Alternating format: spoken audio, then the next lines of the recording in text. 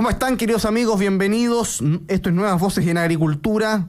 13:07, 18 de octubre, a 4 años del 18 de octubre de 2019. Así es. Vamos a estar conversando de eso, por supuesto, con nuestro panel de día miércoles. Aquí estamos esperando que llegue, se va a sumar también Macarena Bravo, prosecretaria del Partido Republicano. Parto saludando a Juan Pablo Rodríguez, que aparece como Juan y Pablo Rodríguez en el ¿Cómo está Juan Pablo Rodríguez, director ejecutivo de la Fundación Piensa? Quizás es un nombre así como español, ¿ah? Un apellido español. Eso mismo me suena. Muy bien, Tomás, gracias a Dios. No tan bien por el partido de Chile ayer, lamentablemente, pero bueno, terrible, es lo que es. Aprovecho sí de saludar a don Juan Lagos, por el ascenso de Cobreloa. Celebró Juan Lagos, Celebré. En la región de Valparaíso. Imagínate. Sí, vi. Así es. ¿Cómo está Juan Lagos? Lo sufrimos por Wanderito, pero felicitaciones, Juan, y a todos los hinchas de tan importante club. Saludos a todos. Muchas gracias, Juan Pablo. ¿Cómo está Juan Lagos? Bienvenido. A mí estoy todavía contento, fíjate, a pesar del partido de Chile, el triunfo de Cobreloa, yo creo que me va a durar un buen rato. Un par de semanas. Sí, un par de semanas, fue algo histórico, fue algo maravilloso y estuve ahí presente, así que increíble, muy contento. Bien, pues, oye, bueno, por supuesto, dediquémosle un buen capítulo del programa, digamos, al análisis. Al ascenso Cobreloa, no, al análisis del 18 de octubre. Entremos a temas serios inmediatamente. Hay varias declaraciones circulando. Quiero partir con un tema que a mí me parece particularmente como interesante analizar y que tiene que ver con cómo desde un mundo, yo diría, partiendo del presidente Piñera y cercano al gobierno del presidente Piñera, han ido de algún modo tratando de instalar esta idea de que lo que se habría vivido el 18 de octubre fue un golpe de Estado no tradicional o un golpe al Estado, dijo hoy día Jaime Belolio. Y lo planteo para el debate porque me parece que es interesante no solo la discusión conceptual respecto a cómo rotular lo que se vivió el 18 de octubre y los días siguientes, sino también porque me parece una apuesta que políticamente es un tanto a mi juicio torpe. Es decir, que el presidente Piñera hoy día diga que lo que se vivió fue un golpe de Estado no tradicional contra su gobierno, deja en muy mal pie la reacción del gobierno frente a esos hechos. Claro. Porque sí es verdad que fue un golpe de Estado, bueno, no se entiende por qué la reacción fue el sábado después del 18 de octubre, el domingo presentar una agenda social y la otra semana hacer un cambio de gabinete y luego iniciar un tema constituyente y alcanzar un acuerdo con los que eventualmente estaban movilizando, auspiciando ese golpe de Estado, ¿no? Claro, es una situación que es compleja. El presidente Piñera en la BBC, antes del acuerdo de noviembre, una semana antes, dijera que lo que está sucediendo es una buena noticia. Claro. Entonces, efectivamente, la aceleración que hubo de la marcha el 25 de octubre, es decir, creo que hay un debate que es interesante para entender también las consecuencias, porque claro, me parece que es un poco fácil o cómodo a los 4 años tarde, como se ha vuelto un poco el país y hoy día más, la gente mira con más escepticismo el 18 de octubre, puede parecer más fácil tratar de salir como una posición dura, ¿no? Pero creo que es interesante, Juan Pablo Rodríguez, me interesa tu opinión. ¿Qué pasó el 18 de octubre? ¿Y cómo ves esta frase del tipo del golpe de Estado no tradicional? En fin, ¿compartes esas declaraciones? ¿O es más bien un intento por corregir la historia? ¿Cómo lo has visto, Juan Pablo? Sí, bueno, efectivamente, naturalmente considero que el 18 de octubre es una fecha nefasta, que naturalmente hoy día no hay nada que celebrar, hay mucho que condenar. Eso tiene que ver con la violencia callejera que vivimos, evidentemente, con esa violencia nihilista, con esas estaciones del metro quemadas, con iglesias quemadas, con el odio difuminado por las calles, pero tiene que ver también, y voy a lo que tú me preguntas, Tomás, con, yo diría, el amparo político que tuvo aquello, desde los distintos sectores, ¿no? Yo soy crítico de la centro-derecha gobernante en ese minuto, porque considero que fue evidentemente negligente en su rol de restablecer el imperio del derecho, ¿no? De asegurar la legalidad. Y lo que yo veo en las declaraciones del presidente Piñera, pudiendo considerar lo que ocurrió allí una intentona golpista, si al final estos conceptos tampoco son verdades reveladas, que uno tenga exactamente qué significa un golpe de Estado. Por supuesto. En el fondo, pudiendo uno considerarlo, creo yo que el presidente Piñera ha sido errático a lo largo de los años mirando hacia atrás en su posición respecto del tema. Y a mí ahí lo que me parece más criticable del expresidente es cuando él dice, estando en la disyuntiva, comillas, de sacar los militares a la calle para restablecer el orden público, o no hacerlo, no ir por el camino, por así decirlo, constitucional, ahí estaba como enfrentada la democracia con la paz, como si sacar a los militares a la calle para restablecer el orden público, el imperio del derecho, sea contradictorio con la paz, con la democracia, cuando es exactamente todo lo contrario. La democracia exige la proscripción de la coacción física respecto del prójimo, el monopolio del uso de la fuerza lo tiene el Estado, y como tú bien dices, si se consideraba que había una intentona golpista, bueno, el rol natural del Estado era reaccionar frente a aquello, y eso lamentablemente no ocurrió. Eso no quita, a mi juicio, que evidentemente el mayor juicio de reproche que uno puede hacer en retrospectiva no es al gobierno de turno, sino que es, a mi juicio, aquel sector político octubrista que promovió, que fue cómplice, que participó incluso de la violencia que allí se vio. Y eso a mí no me sorprende. Yo vengo de la política universitaria, conocí el Frente Amplio en la universidad, y no me sorprende porque lo creen, porque creen que la violencia es la partera de la historia, porque creen que frente a una denominada violencia estructural por parte de las élites y del Estado, es legítima una violencia de vuelta. Y ahí estaba el hoy día presidente Boric, el día después del 18 de octubre, en el centro de Santiago, de manera bastante ridícula, sacándose selfies con otro grupo de Frente Amplista, gritando no más abuso, no más abuso, no más abuso. Ese rol agitador, validador de la violencia, justificador de la violencia, a mí no me sorprendió poco y nada, lamentablemente. Sí me sorprendió, y este es el tercer juicio de reproche que yo haría respecto del amparo que tuvo la violencia en la política, tiene que ver con la centroizquierda no frente amplista. Llamémosle la exconcertación, la democracia cristiana, el PPD, en donde a mi juicio tuvieron una actitud infame, verdaderamente, que se ve sintetizada a mi juicio en aquella firma, desde el Partido Comunista hasta la democracia cristiana, de una petición al presidente Piñera luego de las jornadas más violentas, luego del 18 de octubre, diciendo la Asamblea Constituyente o nada, validando la violencia, utilizándola para sus propios fines políticos. Y además con una cobardía muy evidente respecto a lo que fue su historia, porque lo que estaba haciendo el Frente Amplio era precisamente impugnarlos a ellos. Y de ahí viene, y con esto termino, un acuerdo por la paz y la nueva Constitución, que también, mirándolo en el tiempo, fue completamente inútil, si hay que decirlo. Fue inútil en su propósito de conseguir la paz no se logró por el acuerdo, la paz se consiguió por la pandemia, en abril, cerca de la marcha del 8M, ahí se llegó a la paz porque se cerraron las calles, fue inútil en conseguir la paz.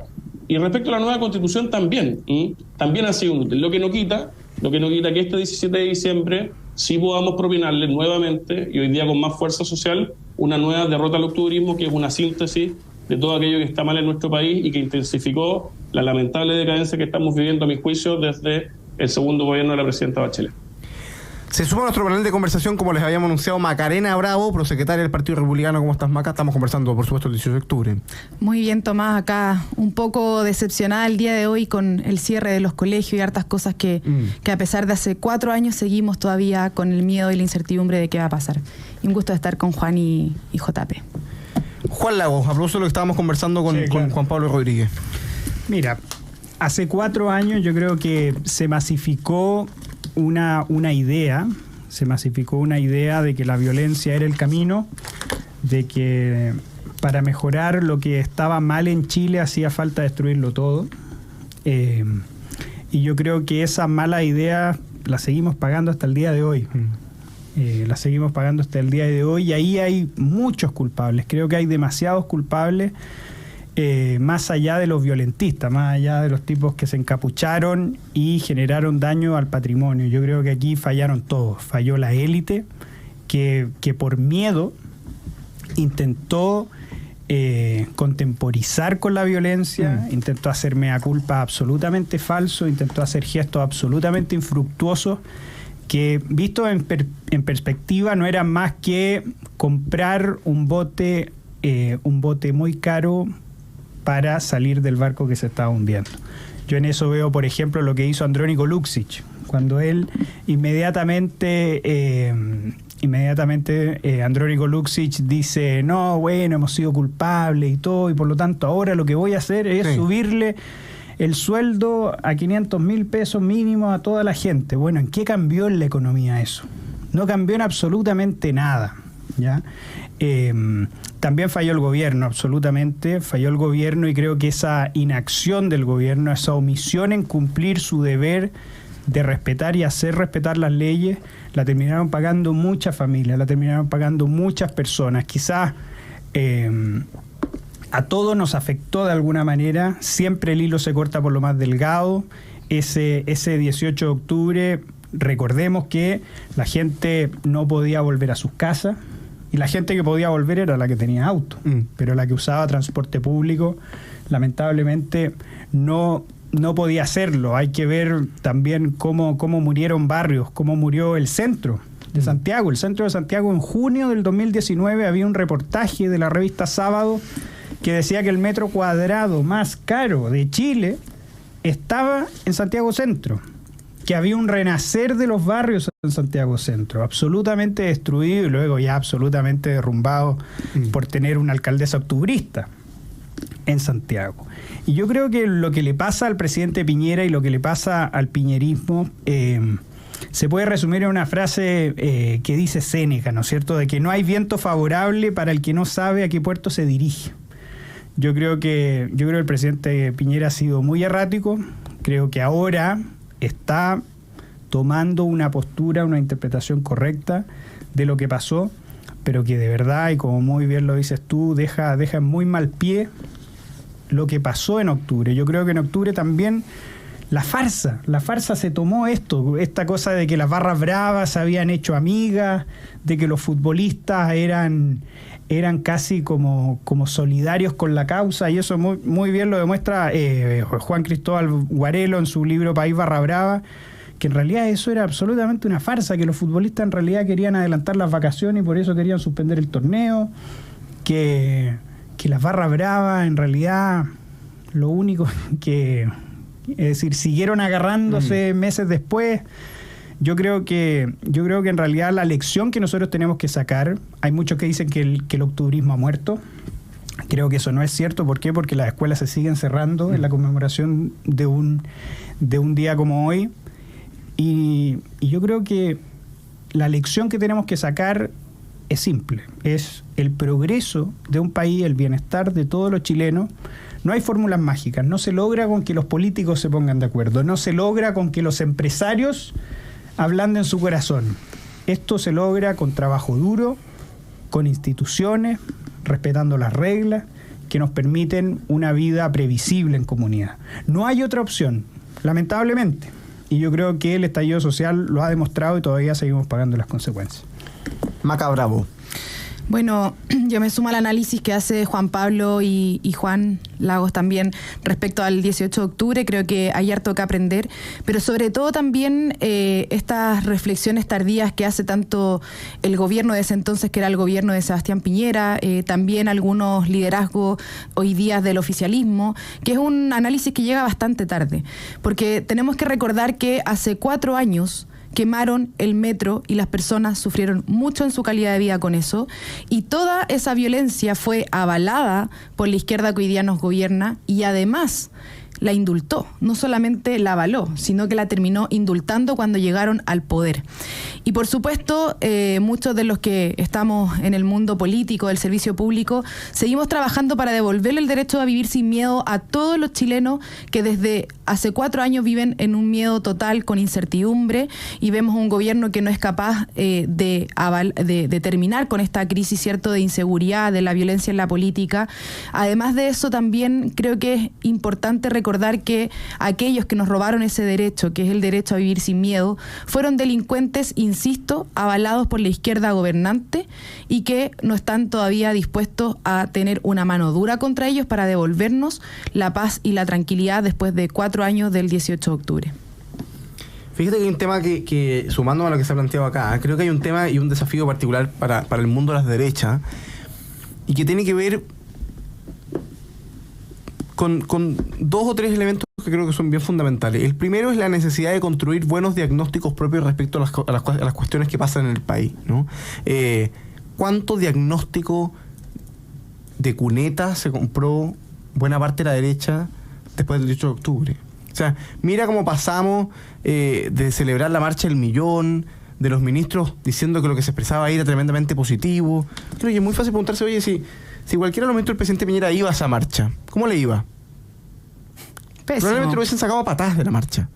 Porque esa marcha, está bien, hay algunos que que legítimamente pueden haber ido a manifestar demandas o urgencias, sentía eso perfectamente es legítimo. O hay gente que también se sumó al festival, digamos. A ser bueno. Sí, efectivamente. A identificarse como bueno. Como bueno. Pero evidentemente hay un movimiento que da cuenta de una cuestión que en buena medida era contra el mismo gobierno del presidente Piñera. Entonces, la necesidad de construir buenos diagnósticos que no impliquen comprarse el diagnóstico que tu adversario político hace de la cuestión.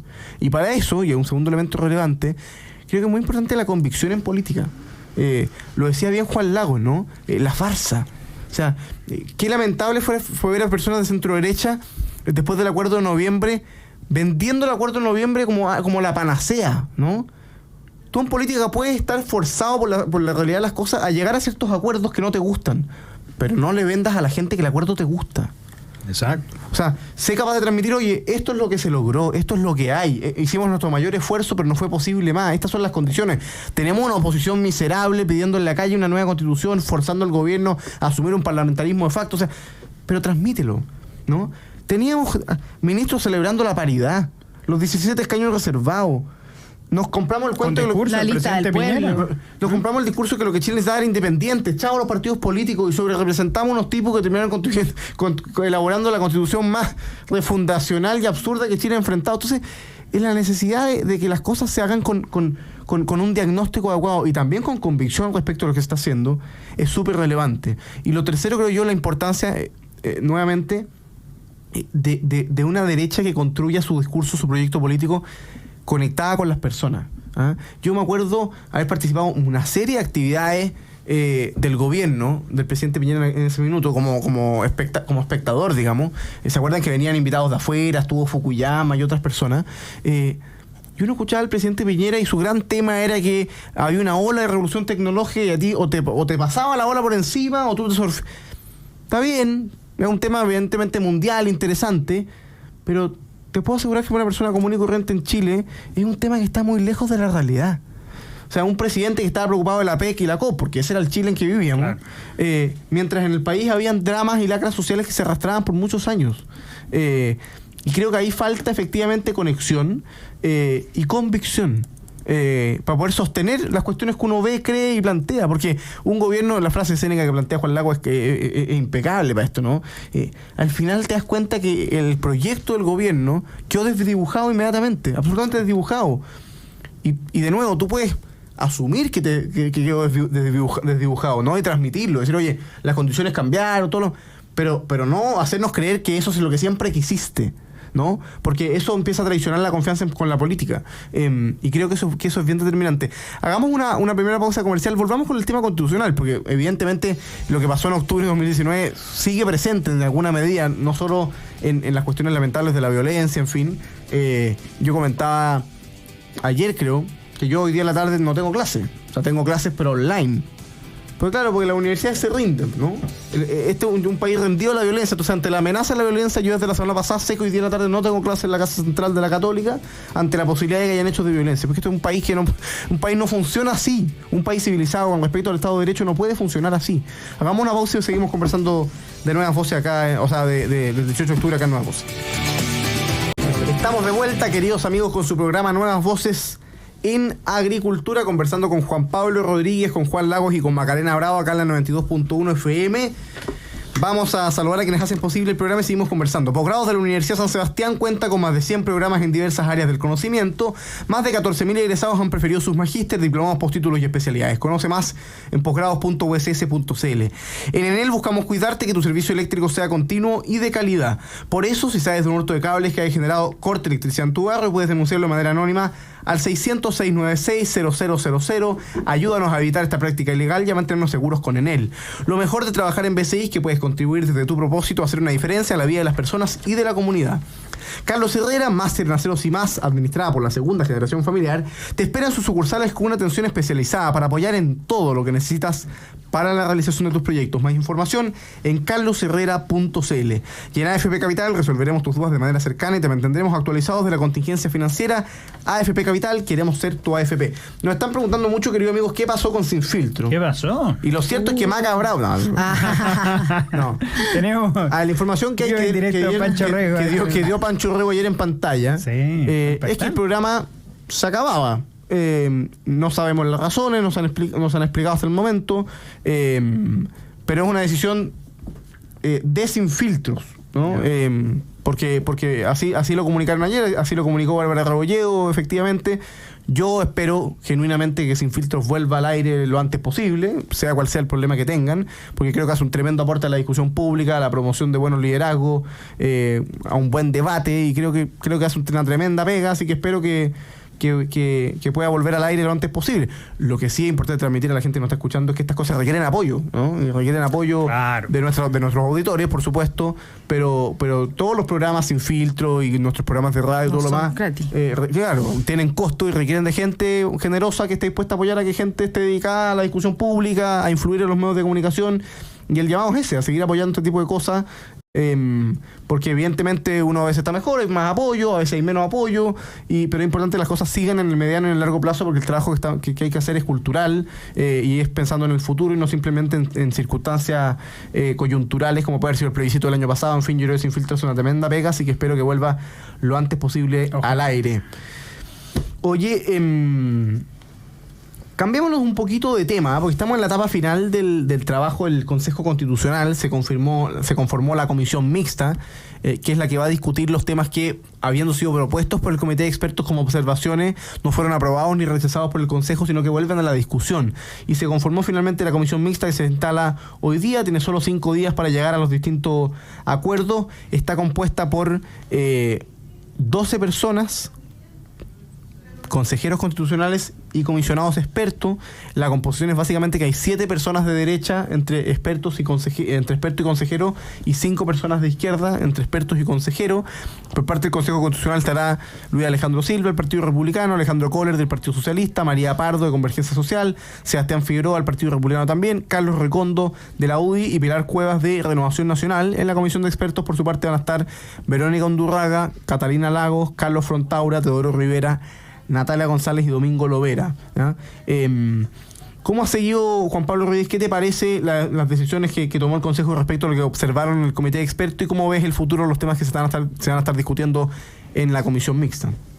Me permito tomar, disculpa, un pequeño asterisco a propósito del bloque anterior, de lo que tú hablabas de las convicciones y también lo de Sin Filtros, haciendo el análisis retrospectivo de personas que sí tuvieron convicciones. Yo creo que si algo uno puede sacar positivo, que es difícil, del 18 de octubre, tiene que ver con que en torno a él, a mi juicio, se ha ido forjando una generación de renovación en la derecha que no tuvo nunca dudas de defender con convicciones desde el día 1, desde el mismo 18 de octubre, oponerse, ¿no?, fuertemente a la violencia, acusar políticamente a quien había que acusar, y han tenido en estos 4 años, en diversas elecciones, medios de comunicación, postulaciones, ejercicio del cargo, hoy día como diputados, como exconsejeros, han dado una pelea, como tú bien dices, cultural, de fondo, con convicciones muy importantes, y dentro de eso este programa, creo yo, también ha sido un espacio que refleja en buena medida ese espíritu. Para todos ellos, por ejemplo, la Maca, tú mismo, Tomás y Juan, mis felicitaciones y mi admiración.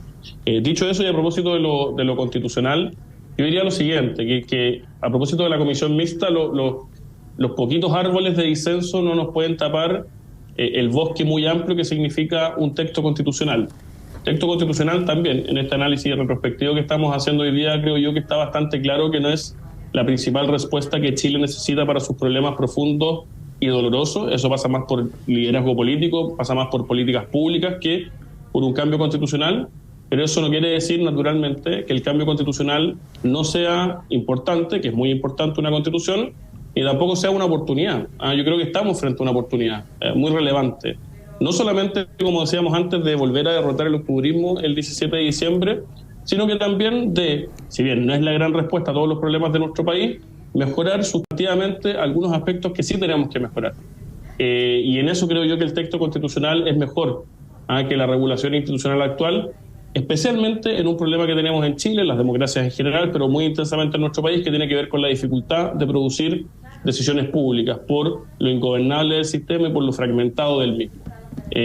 La propuesta constitucional establece remedios específicos para esa materia que creo yo sí van a ser útiles para, en el mediano y largo plazo, producir esas decisiones públicas que se hagan cargo de las urgencias sociales. Pero a diferencia del proceso anterior, lo que hoy día se está discutiendo en la mixta, los disensos son 3, 4, 5, 6, 7 cosas. es natural que los tengamos. Nadie va a votar a favor creyendo 100% además de las cosas que se dicen, pero es muy distinto de lo que teníamos en la convención pasada, respecto de cuál en cada uno de sus artículos habían discusiones eternas respecto de todo el mundo. Se terminó con ese espíritu refundacional y se ofrece, creo yo, a priori un texto que es sensato y necesario para Chile.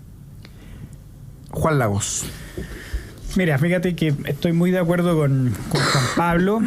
Hay cosas del texto que no me gustan. No me gusta, por ejemplo, la paridad de salida, que atenta contra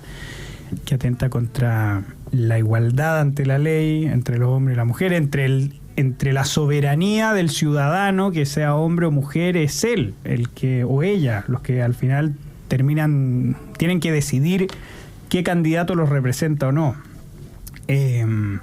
Hay otras cosas. Espero que las contribuciones, que la exención de las contribuciones a la vivienda sea realidad. ¿Por qué? Porque no puede ser que un chileno, a pesar de que se demore años en pagar su casa, 30 años en pagar su casa, esté condenado de por vida a seguir pagándole una especie de arriendo al Estado. Yo creo que en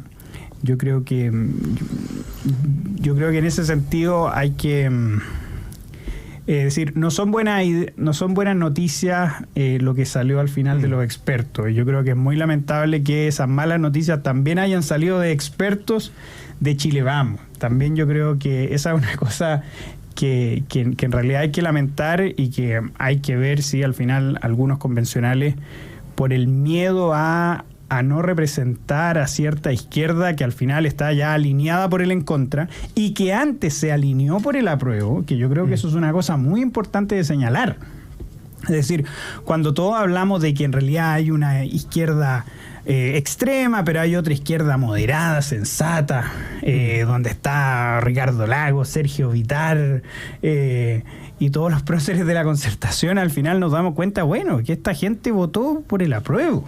Esta gente está más cerca de la extrema izquierda que de la sensatez del rechazo de un 70% de la ciudadanía. Entonces yo creo que uno de los deberes que tienen nuestros liderazgos políticos es ponderar correctamente a quienes quieren convencer. ¿Quieren convencer a esta idea artificial de que existen dos izquierdas? ¿O quiere convencer al 70% de los chilenos que al final terminaron rechazando una propuesta absolutamente extrema como lo fue el fallido proyecto de la nueva Constitución? Yo creo que eso todavía está en juego el buscar consensos con todas las fuerzas, con todos los miembros de la sociedad civil que al final terminaron apoyando el a favor. Yo creo que ahí está el desafío, y no está en seguir creando esta falsa expectativa de que existe un PPD. El PPD está súper bien representado en los expertos, y con los expertos más extremos, Verónica Undurraga, Francisco Soto, o que hay un partido socialista también absolutamente representado en los expertos, con Catalina Lagos, con Flavio Quesada, con Osorio. Y al final, ¿dónde está esa falsa izquierda moderada? Yo en realidad no la veo, y creo que es necesario ser realista, empezar a ser realista para poder sacar adelante la favor. Maca Bravo. Bueno, hablando de la relación del 18 de octubre, hace 4 años, con el proceso constitucional actual, sabemos que estamos en esto precisamente porque partió ese 18 de octubre del 2019. Y quería recordar hoy día una frase que dijo Patricio Fernández, de que la izquierda ha hecho una pésima lectura de lo que fue este estallido delictual, o como ellos dicen, social. Y efectivamente está claro que hicieron una pésima lectura. Avalaron la violencia, apuntaron a los carabineros como culpables, y además creyeron o hicieron creer que todos los problemas sociales que tenía Chile se iban a solucionar mágicamente con una constitución hecha a medida del Partido Comunista, y finalmente eso les rebotó en su cara cuando el pueblo les dijo que las ideas de izquierda fracasan, y fracasaron el 4 de septiembre en el plebiscito de salida. Los chilenos la rechazaron, y creo que eso jamás lo han diagnosticado ni lo tienen como parte de sus análisis. Y además de eso, hoy día siguen intentando no poder cerrar este proceso constitucional, y por otra parte creo que no solo hicieron una pésima lectura, sino también que sencillamente jugaron con el dolor de miles de chilenos respecto a sus urgencias sociales para intentar instalar su ideología y no pudieron hacerlo. Y van a seguir trabajando en eso, y es importante que tengamos en consideración lo que quiere el Partido Comunista, que históricamente ha querido hacer un cambio constitucional, y a mí me parece que lo que hicieron, abusando de los dolores de los chilenos, es sencillamente perverso, y que tenemos que terminar también con este afán de querer quizás simpatizar, ¿cierto?, con ciertos sectores de la extrema izquierda. Hagamos la última pausa comercial, queridos amigos, en su programa Nuevas Voces. Estamos con Juan Pablo Rodríguez, director ejecutivo de la Fundación Piensa, con Juan Lagos de la Fundación para el Progreso y con Macarena Bravo del Partido Republicano. En pocos minutos estamos de vuelta aquí en la 92.1 FM. Vuelta, queridos amigos, con su programa Nuevas Voces en Agricultura. Nos quedan algunos minutos. La situación que se está viviendo en torno a Miguel Crispi, Juan Pablo Rodríguez, el jefe de asesores de la presidencia, que ha sido convocado en 2 oportunidades a dar explicaciones, por supuesto, a la comisión investigadora de la Cámara de Diputados en los marcos del caso Convenio. Se ha negado a hacerlo. Ayer o antes de ayer, el Contralor salió a refutar su tesis, a decir que efectivamente debía rendir cuenta a la Cámara de Diputados en su rol de fiscalización. ¿Cómo ves la figura de Crispi y el verdadero blindaje que ha habido a que Miguel Crispi dé algún tipo de explicación para entender su participación en el caso Convenio? La corrupción, Tomás, tiene distintas formas, a mi juicio, naturalmente, ¿no? Una tiene la más evidente, que fue la de las personas desfachatadas que estuvieron dispuestos a meter las manos en el erario público, probablemente medido en decenas de miles de millones de pesos destinados a las necesidades de las personas con más necesidades de nuestro país, para hacer proselitismo político o para enriquecerse ellos mismos, generalmente militantes de Revolución Democrática. Pero también es una manifestación, una forma de corrupción, creo yo, el no habiendo metido las manos, hacer todo lo posible para que esto no se sepa o no se llegue hasta las últimas consecuencias, dejando incumplida la promesa del, comillas, caiga quien caiga. Cuando el gobierno, parece ya evidente, ¿no?, sabía mucho más elementos de los que ha reconocido, sabía con anterioridad de lo que ha reconocido, y puesto a dar cuenta frente a la Cámara de Diputados decide hacer todo lo posible el señor Miguel Crispi para no comparecer, uno fundadamente puede sospechar que sabían mucho más y no lo dijeron, y consecuentemente que eso también puede representar una fórmula de corrupción. La leguleyada que sacó el ministro de Justicia es ridícula, hoy día más abogado que ministro de Justicia, y creo yo que esto no tiene por dónde terminar, ¿no? Y es necesario seguir recabando elementos de juicio para poder llegar hasta las últimas consecuencias. Juan Lagos. Mira, yo creo que esto ha sido un error terrible del gobierno, y esto yo creo que se debe en primer lugar a la falta de voceros de gobierno. ¿Por qué? Porque Camila Vallejo es la prima donna y ella elige en qué problemas meterse y en qué problemas no meterse, siendo que es lo mismo como si un bombero eligiera a qué incendios ir y a qué incendios no ir. El rol del vocero de gobierno es apagar incendios, y ese rol lo ha tomado el ministro Luis Cordero, y el ministro Luis Cordero es un abogado, pero más que un abogado, un tinterillo, es un tipo que está buscando el pequeño argumento, la pequeña leguleyada para intentar salir del paso. Y creo que aquí tuvo enfrente a un catedrático como Bermúdez, que refutó inmediatamente la idea de que, dado que él no era funcionario público, no tenía obligación.